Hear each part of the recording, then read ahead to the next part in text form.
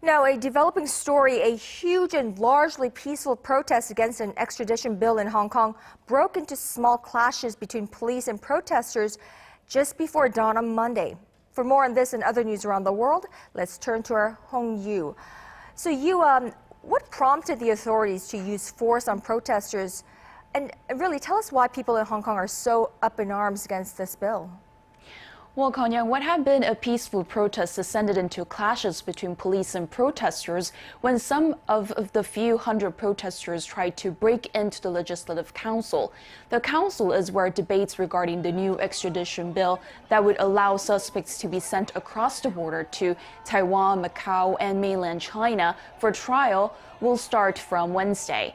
Several hundred riot police used batons and fire pepper spray and water cannons at protesters trying to break in, and people on both sides got injured.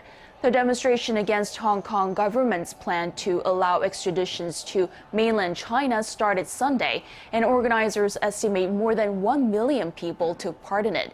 That would make it the biggest rally since 1989, when people gathered to support the Tiananmen Square protests in China. Sunday's protest kicked off in Victoria Park with protesters chanting "No China extradition, no evil law," and carrying signs reading "Carry off Carrie" in reference to Hong Kong's chief executive, Carrie Lam. I think the most important thing is to oppose the evil law, as this new law is stepping on the bottom line of Hong Kong people. Any person, even those who thought at first it's not their business, now see that as long as they're from Hong Kong, they will be affected. Everyone can feel this today.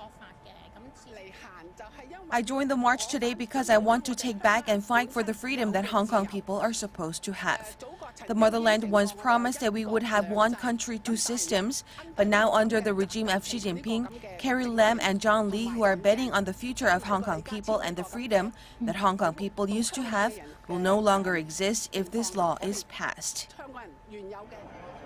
Lam has pushed forward with the controversial legislation, saying it's aimed at closing legal loopholes. But opponents fear the amendments would allow Chinese authorities to take people for political reasons and undermine Hong Kong's semi-autonomous legal system. The bill's opponents hope that Sunday's massive show of discontent will convince the government to scrap the bill.